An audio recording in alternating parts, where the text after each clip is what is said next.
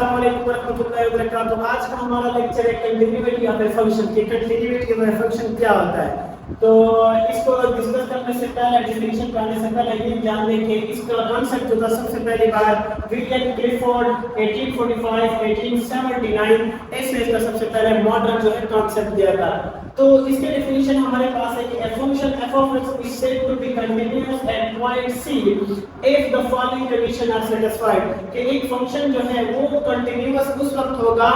एक पॉइंट किसी पॉइंट पर c का मतलब है कोई रियल नंबर है, c बिलोंग करेगा किसी रियल नंबर में, तो वो कंटीन्यूअस किसी c पॉइंट पर किसी रियल नंबर में तब कंटीन्यूअस होगा जब वो तीन कंडीशन को क्या करेगा, सेटिस्फाई करेगा।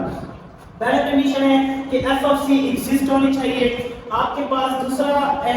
Limit x tends to c f of x exist. अगर हम किसी f of c के ऊपर लिमिट अप्लाई करें तो वो लिमिट भी आपके पास एग्जिस्ट होनी चाहिए। और थर्ड पार्ट है limit x tend to c f of x equal to f of c, यानी हमारे पास जो हम डायरेक्ट वैल्यू पुट करते हैं वो वैल्यू और लिमिटिंग वैल्यू अगर ये हमारे पास बराबर आ जाए, तीनों कंडीशन बराबर आ जाए, तो हम कहेंगे कि वो जो है जो फंक्शन है वो हमारे पास कंटीन्यूअस है। और if any one of the above condition are not satisfied then the function is not continuous। अगर इन तीन में से कोई एक भी फंक्शन जो है, जो एक भी जो पार्ट्स या एक भी आपके पास जो कंडीशन है वो सेटिस्फाई नहीं होती, तो इसका मतलब वो फंक्शन जो है वो डिसकंटीन्यूअस है। इस f of c एग्जिस्ट का मतलब क्या है,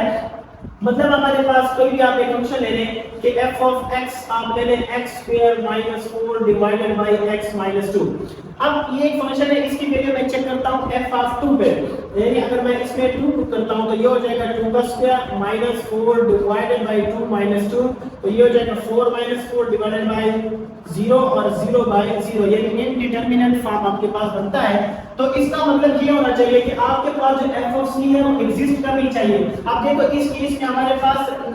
अनडिफाइंड फॉर्म आ रहा है, इंफिनिटी का 0 बाय 0 फॉर्म है जो इनडिटरमिनेट फॉर्म है, तो ये एग्जिस्ट नहीं करनी चाहिए, नहीं होती है। तो आपने f of c ऐसा यहाँ पर वैल्यू पुट कर ली है जो f of c जो है वो एग्जिस्ट होनी चाहिए। खामखा f of c एग्जिस्ट होगा तो फंक्शन आगे प्रोसीड करेगा। मतलब है ऐसी कंडीशन हम, इसका मतलब ये है कि हम इस तरह की वैल्यू इसमें पुट नहीं कर सकते, कोई और वैल्यू यहाँ पर पुट कर लें, यानी f of 2 पे ये फंक्शन जो है इनडिटरमिनेट फॉर्म बनाता है और कोई भी वैल्यू आप इसमें पुट कर सकते हैं एक्सेप्ट दिस 2, ठीक है। और दूसरा आपके पास है कि limit x tend to f exist, कि आपके पास अगर आप लिमिट अप्लाई करते हैं तो वो भी आपके पास क्या होना चाहिए, एग्जिस्ट होना चाहिए। मतलब ये है,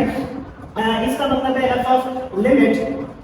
x tends to c f of x exist. इसका ये मतलब है कि आपके पास एक कोई भी वैल्यू है, मतलब जो c है ये आपके पास c, ये कोई भी वैल्यू है, कोई भी रियल नंबर है। अगर आप यहाँ पर 2 ले रहे हैं, जैसा मैंने यहाँ पर 2 लिया है, तो ये 2 कोई रियल नंबर है, आप नंबर लाइन में इसको ये शो कर रहा है ये 2 है, तो 2 के आपके पास दो तरह की अप्रोच होती है, एक लेफ्ट हैंड साइड से और दूसरी राइट हैंड साइड से आप किसको करते हैं, अप्रोच करवाते हैं। तो आपके पास इसमें दो तरह के लिमिट्स बनते हैं, एक लेफ्ट हैंड लिमिट और दूसरा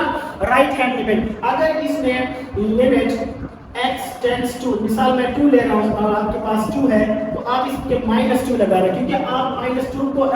अप्रोच कर रहे हैं लेफ्ट साइड से। तो f of x ये वाली limit equal to limit x tends to positive 2 और f of x, अगर ये दोनों बराबर आ गए तो आपके पास ये कंडीशन भी बराबर आएगी, यानी limit x tends to c f of x exist का मतलब है कि आपके पास लेफ्ट हैंड लिमिट और राइट हैंड लिमिट आपके पास क्या होनी चाहिए, बराबर होनी चाहिए। अब थर्ड पार्ट है आपके पास है, यानी ये वाली लिमिट, ये थर्ड कंडीशन, उसमें है कि आपके पास लिमिट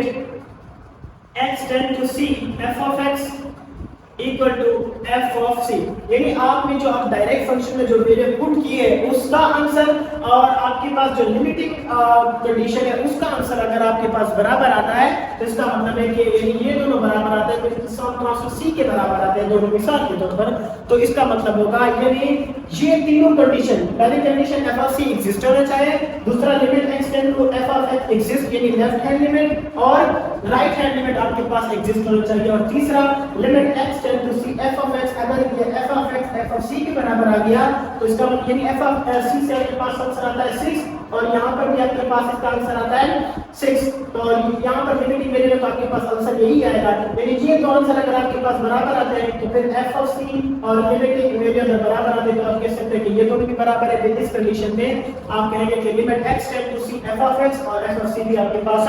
बराबर है। और अगर इन तीनों में से कोई भी कंडीशन सेटिस्फाई नहीं होती, कोई भी इन तीनों में से एक आपके पास इक्वल नहीं आती, तो फिर आप कहेंगे कि ये जो फंक्शन है वो डिसकंटीन्यूअस है। कंटीन्यूअस फंक्शन का ग्राफ चेक कर लें। आपके पास ये इसका ग्राफ होगा, आपके पास ये x है, जिस तरह आप साइन का ग्राफ है, cos का ग्राफ है, इसमें आप देखिए उसमें कोई एक स्मूथ वे के साथ वो आपके पास इसकी एक वेव बनती है। तो मतलब अगर मैं कोई फंक्शन है तो ये एक फंक्शन है, ये फंक्शन देखिए एक स्मूथ वे से एक टर्न हो रहा है, तो ये आपके पास एक कंटीन्यूअस फंक्शन का एक ग्राफ है। दूसरा अगर मैं इस तरह का फंक्शन ले लूं,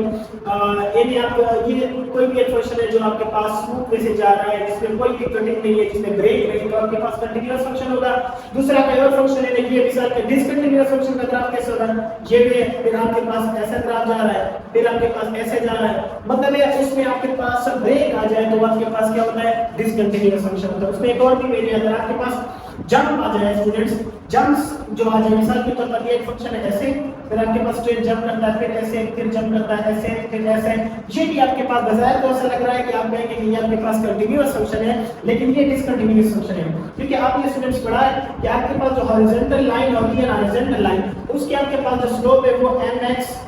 = 0 होता है, और आपके पास जो ये आपके पास हॉरिजॉन्टल ये वर्टिकल जो लाइन और इसका जो स्लोप है आपके पास क्या होता है, इन्फिनिटी होता है। अब वो इन्फिनिटी जो होता है, आप जरा देखिए स्टूडेंट, अगर ये वाला लाइन, ये ग्राफ जो है, ये फिगर, ये 0 है, फिर 0 से डायरेक्ट इन्फिनिटी पे जा रहा है, तो 0 कहाँ और इन्फिनिटी कहाँ, तो इसका मतलब है आपके पास जो जंप्स वाला ग्राफ होगा वो भी आपके पास डिसकंटीन्यूअस फंक्शन में आएगा। तो ये तो मैंने एक छोटी सी एग्जांपल ली इसको समझाने के लिए। अभी इसी कंटीन्यूटी फंक्शन पे हम एक्सरसाइज के क्वेश्चन करते हैं।